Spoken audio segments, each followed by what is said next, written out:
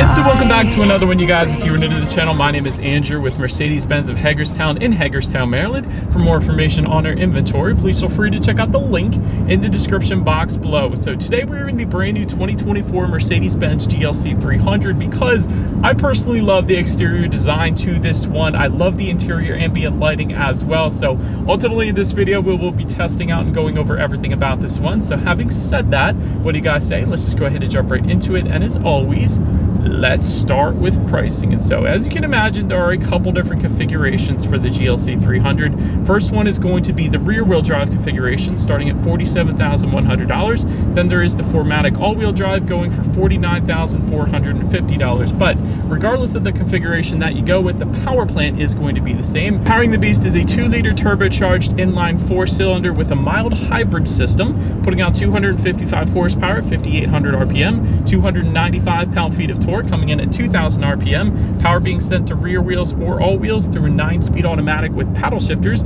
0 to 60 time coming in at approximately 6.2 seconds. That's plenty respectable, with MPG numbers coming in at 22 in the city, 27 on the highway, taking premium unleaded fuel. And so before we do any kind of fun paddle shifter or acceleration test here in the GLC, I wanted to mention to you guys the drive modes. It's labeled dynamic. It's actually located just underneath of that massive infotainment screen, which we'll be getting to later in the video, of course. But drive modes will include off-road, eco, comfort, sport, and individual, adjusting things like the shift points, the throttle response, the steering sensitivity, and the all-wheel drive system engagement then as well. So now having got all of that out of the way, what do you guys say? Let's go ahead and find a straightaway. Let's put the paddle shifters and acceleration here to the test at the same time. I want to see how quickly the paddle shifters are going to react for us, and let's also see how quickly we can get this one here up to speed. All right, you guys, in 3, 2, 1, go! Yep, baby. There it is. That is not bad at all, man. And I love that it has a mild hybrid system too, because it kind of eliminates all of the turbo lag that you traditionally do find in turbocharged 4-cylinder engines. So definitely a big fan of that. So that was just the acceleration, actually. I forgot to do the paddle shifter. So let's do that one more time. I'm going to go ahead and pull over real quick and let's find yet another straightaway, and let's see how quickly these paddle shifters are going to react for us here. All right, out on the road, let's go.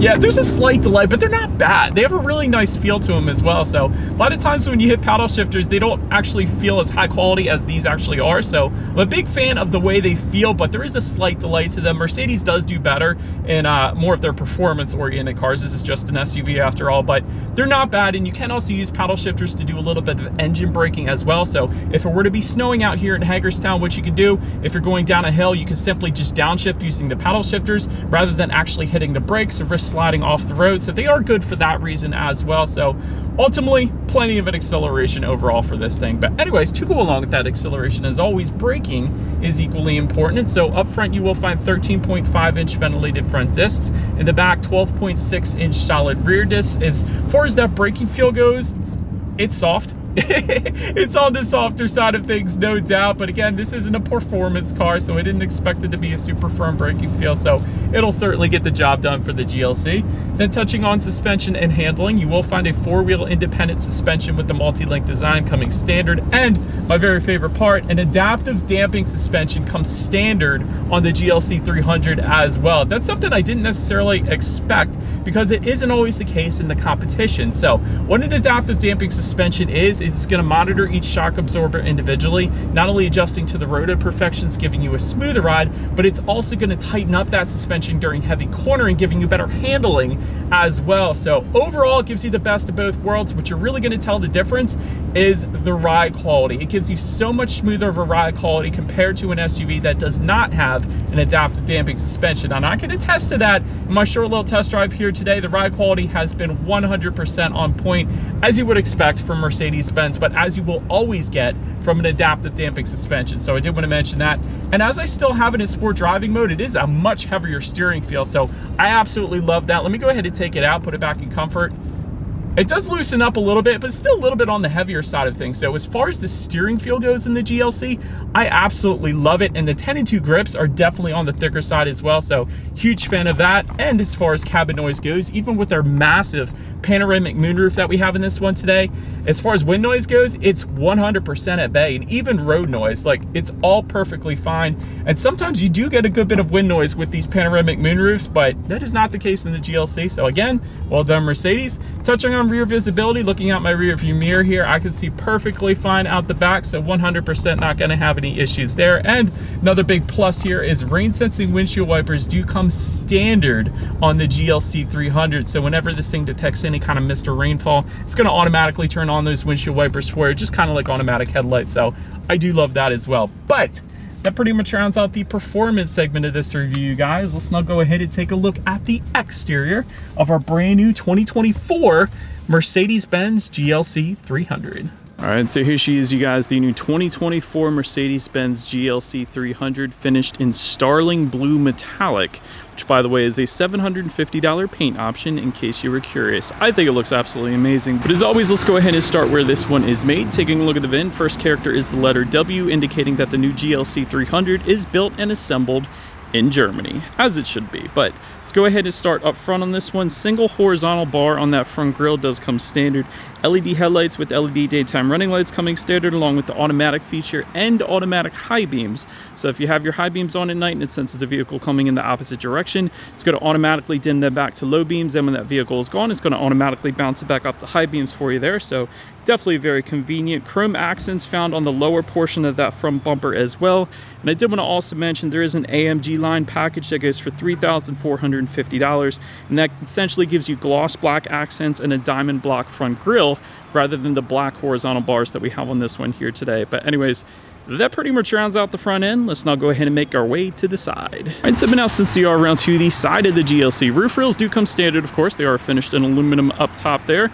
Chrome or gloss black window surrounds, dependent upon the configuration that you go with. Same thing for the mirrors. They are body colored or gloss black, dependent upon the configuration. They will be power adjustable with LED integrated turn signals. They will also be heated and power folding as well. So when you lock this one up, they are going to fold in. When you unlock it, they're going to fold back out for you there. I do like the chrome accents found on the door handles there. That definitely looks good. And then take a look down at the wheel setup. 18-inch aluminum alloys do come standard, but then 19-inch and 20-inch designs are available in case you were curious. But that pretty much rounds out the side profile. Let's now go ahead and make our way to the back.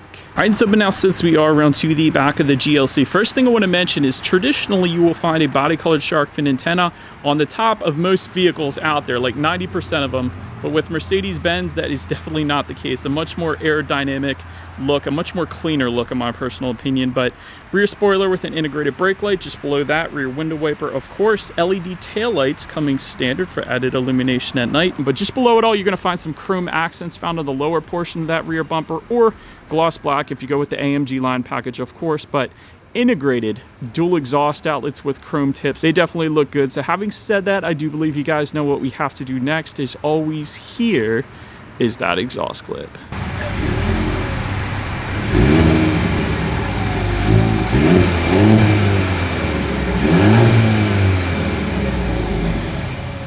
All right, so now let's go around to the back of the GLC. When it comes to opening that rear tailgate, a power tailgate does come standard for any and all configurations across the board, so you gotta love that. There is a button on the key fob. There's also, of course, a button on the tailgate itself as well. But once opened up, cargo capacity comes in at 21.9 cubic feet. If that was not enough space, there is a 40-20-40 split, meaning the rear seats do fold down quite flat, bumping that up to 59.3 cubic feet. And there actually were some buttons in the cargo area that made folding down those rear seats extremely easy as well. But grocery bag hooks do come standard. Cargo lighting, of course. There are tie-down anchors. There is a cargo cover, actually. Some nice netted storage found in the back left corner. There's actually some elastic storage found on the right side in the back as well. And then if you were to lift up underneath of that cargo floor, you are going to find a spare tire, which I always personally prefer as opposed to the fix-a-flat. So then making our way up to the rear legroom, that is going to come in at 37.4 inches. For reference, I'm even 6 feet tall. This is how much space I had in the back seats there. Rear center armrest with a phone holder does come standard, rear ventilation coming standard as well, and there is a little bit of storage underneath of that rear ventilation. However, I did not happen to find any charging ports, unfortunately. But anyways, then making our way up to the front seats, power adjustable front seats with memory settings for up to 3 different drivers, and they're actually on the passenger side as well. So the passenger seat is also memory adjustable for 3 different passengers. So that's pretty cool. Heated front seats coming standard. Ventilated front seats are going to be optional. And all of the power adjustable buttons are located on the doors in typical Mercedes fashion. So overall, seating was plenty adjustable. I was able to find my perfect driving position, so absolutely no issues there. And then take a look at the steering wheel. As I said previously, the 10-2 grips are massive. It is tilt and telescoping. It is power adjustable, and it is leather wrapped as well, so absolutely no issues with the steering wheel. Then make our way to the startup. Let me start by showing you guys the key here. All of your buttons are on one side of the key. You got the lock button, which is the Mercedes logo just underneath of that, unlock, and then the button to pop the power tailgate there. But it is all keyless entry with a push button start. So all I am going to do here is simply put my foot on the brake and press that engine start button located just to the left of the infotainment screen. And so once started up, 12.3-inch digital gauge cluster does come standard, and since it's digital, yes, it is extremely customizable. And so if you hit the little home icon on the left side of the steering wheel, it gives you a bunch of different looks like understated, sport, classic. You got the full navigation setup and off-road mode actually as well. So a lot of really fun looks to the gauges depending upon what you're going for. I think the sport looks good. I think the navigation setup is always nice as well. And I'm surprised that they have that off-road mode as well. But overall, you can just choose to simply display a classic look, which gives you tachometer, speedometer, digital speedometer. And of course, it's always going to tell you your outside temperature and how many miles you have left until you hit empty. So overall, I always say this with Mercedes, they do an absolutely amazing job with their digital gauge clusters. And that is certainly the case in the GLC 300. But now let's go ahead and make our way to overall interior quality. A dual pane panoramic moonroof comes standard. And like I said, there wasn't any cabin noise coming in through it. So I do like that. The passengers have a view of the sky as well there.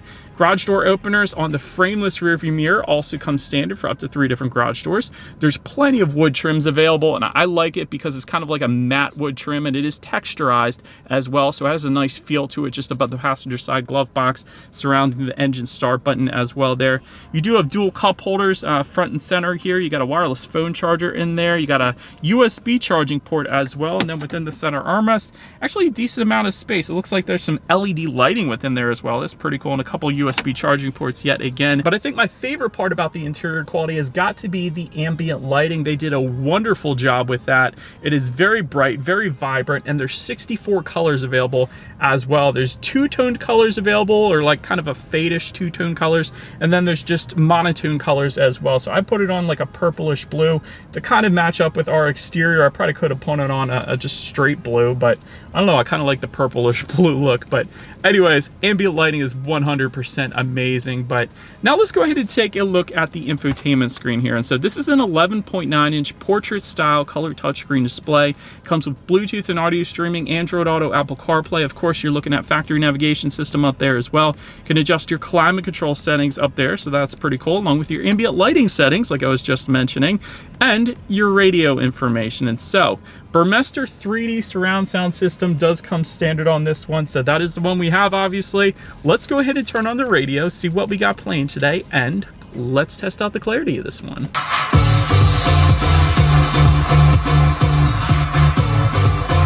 Actually, that wasn't bad at all. Plenty of bass, plenty of clarity, as you would expect. And the cool thing is, you also have aluminum speaker covers all over the place, so that was pretty nice as well. And another cool thing is, the way to actually turn up and down the radio, you just simply slide your finger either up and down on the steering wheel or left and right just below the infotainment screen. So that's super easy. If you don't like that, though, you can just simply press in and it turns it up slightly at a time. But still, a lot of fun ways to adjust the volume there. And like I said, sound system was plenty fine there. But last thing I want to mention to you guys on the infotainment screen at least is when you do put the GLC in reverse, you will find a rear view camera coming standard across the board. The 360-degree monitor there to the left, that is going to be optional. We do have that option, giving you that bird's eye view, which is always going to lead us into safety. And so front side curtain airbags do come standard. Driver's knee airbag up front as well. In the back, you're going to have latch, aka lower anchors to tethers for children for the rear car seats, rear child door locks, tire pressure monitoring system, but also coming standard, a collision mitigation braking system, driver attention monitoring system, Parktronic with active park assist, active brake assist with autonomous emergency braking, blind spot assist, and a Mercedes-Benz emergency call service. That last one is pretty cool. So if you were to have an accident where the airbags deploy, the car is actually automatically going to call you and ask you if you need an ambulance or police or anything like that. So that is definitely a very nice safety feature. So overall, when it comes to my final thoughts here of the GLC, great interior quality, especially the ambient lighting. So I absolutely love that. And I haven't mentioned it yet, but you do get a 4-year, 50,000-mile bumper-to-bumper warranty, which is above average, of course. Traditionally, you get 3 years, 36 on most other manufacturers, so that's pretty cool as well. The park assist, I didn't mention it yet, but the park assist is amazing on any Mercedes-Benz. You can essentially tell it where to park and whether you want it to pull in or back, and it's going to automatically do all that for you. So that is pretty cool as well. I love the ride quality. I love the lack of cabin noise within the cabin. That was amazing as well. And so, but that is about it for this one, you guys. Thank you so much for watching. Feel free to follow Mercedes-Benz at Hagerstown on social media. Be sure to hit the subscribe and the bell notification button if you're into new car reviews and all of our fun YouTube shorts we put on our channel as well. Do appreciate you guys watching more than you know. We will see you guys all in the next video. Bye.